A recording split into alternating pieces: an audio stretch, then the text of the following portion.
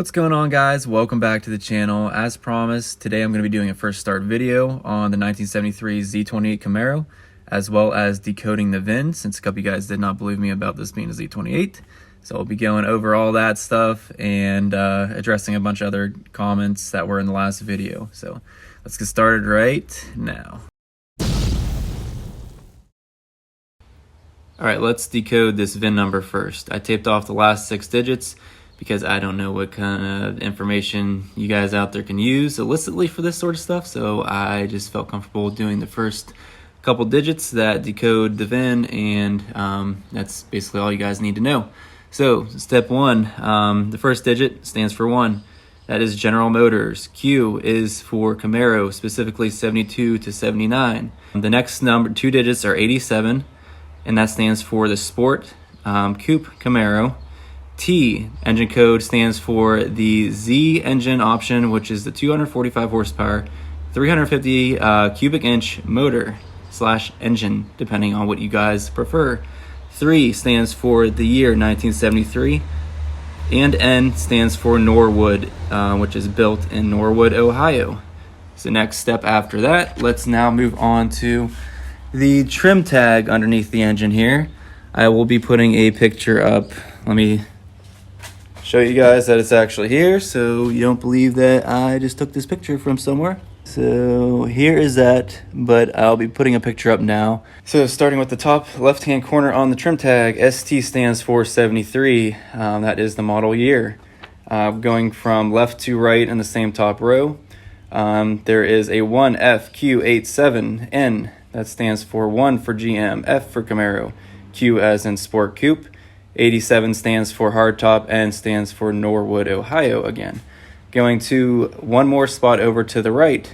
This is, if you ever wondered why it says Body by Fisher, this is the Body by Fisher. 117066 is the sequential body number.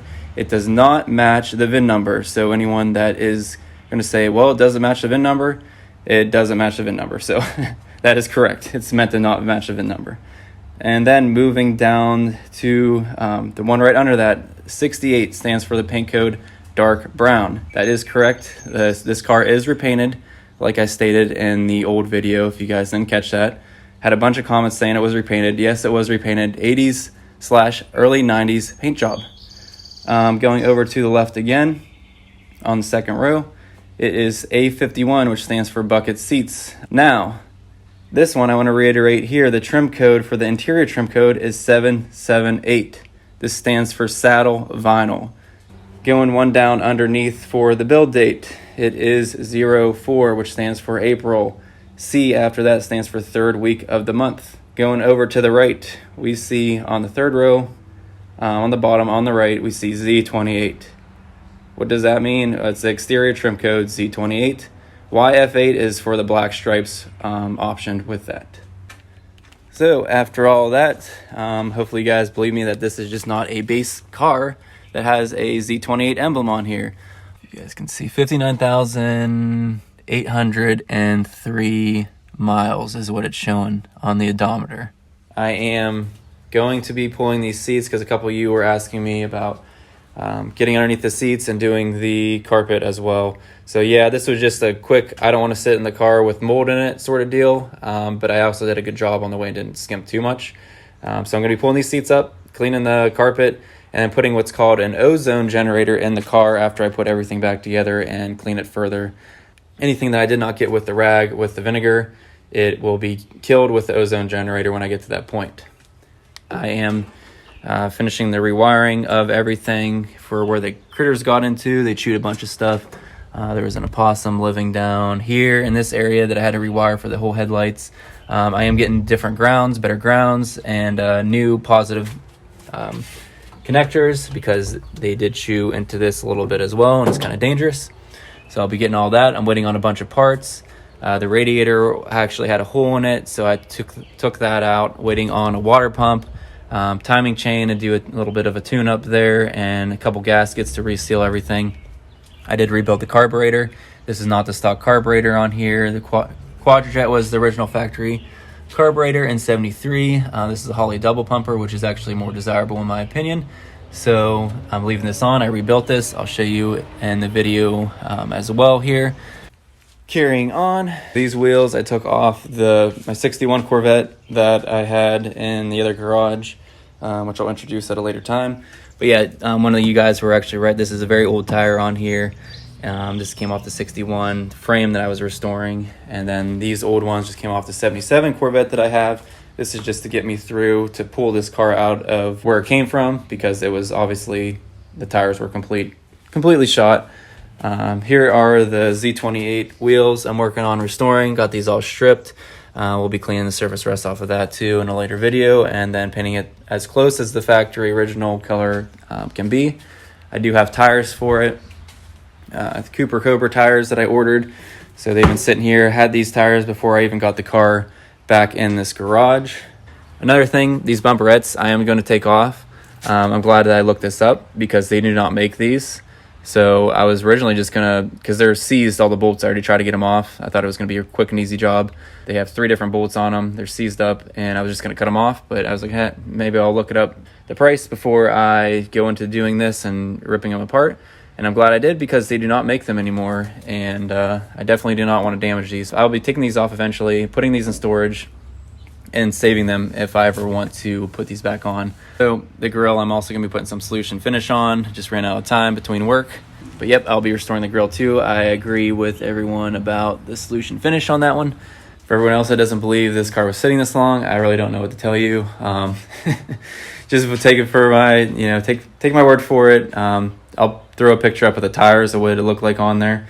And the tires just don't get like that sitting for even 5 years. So I literally had to peel it off the ground with the jack. The tires made a peeling sound when it came up for the first time. So check out that right now, and then you can be the judge. But I'm not here to prove for anyone that believes or doesn't believe it was sitting this long. But it was in good shape. I definitely meant that, and I know it definitely cleaned up more than I thought it was going to clean up. But yep, it definitely was been sitting. Also to note, here's another little piece of evidence that this was sitting for a while. I have the license plate off this. It was in 10 of 1998, was last registered.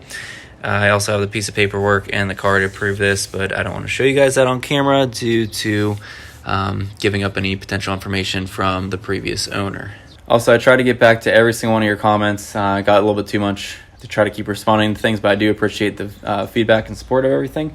If there's any other questions you want me to answer, though, I will address it in the next video. Just let me know in the comment section below, and I'll read over them. I don't know if I'll be able to respond to everyone again like I did the first time, but yeah, we'll play it by ear. Now getting into some footage that I filmed, I think the 4th day after getting this detail done, so maybe a couple days ago. I just want to make sure that I didn't film every single thing on this of getting it running and what I had to do. I did change the oil. I didn't do this on camera. I changed the oil filter, but I did change the distributor. He had a Mallory Unilite distributor. The ignition box that was there was all chewed. The Mallory unit was all chewed because I knew that was an expensive unit. I did remove that, and then I put in an HEI distributor and wired that up. I rebuilt the carburetor, like I mentioned. Also replaced all the spark plugs. Yes, they do need to be cleaned up like crazy. So I hooked this up just to a normal, just a can, and then put gas in there, and then it's running just by external can being drawn in. I didn't change the fuel pump. That was surprisingly seems to be operating correctly right now. I am changing the water pump due to I don't trust water pumps and fuel pumps. I feel like are one of the first things besides needing a carburetor rebuild, and messing with if you have points or something like that, or if you timing and all that stuff. But I don't want to mess around with hoping that this is good. When I have everything apart now, I want to change the water pump too. I think I thought it was a lifter ticket first. I think it's ending up to be one of the exhaust ports are leaking and not sealing well on one of the headers on, I think it was this side maybe. Might be both. But yeah, so if you hear a tick, it might be due to either valve lifter. So let me know what you guys think. Comment section below, just let me know if you think it's a lifter tick or if you think it is an actual exhaust leak. This thing is also very loud, so I don't want to keep running it for very long.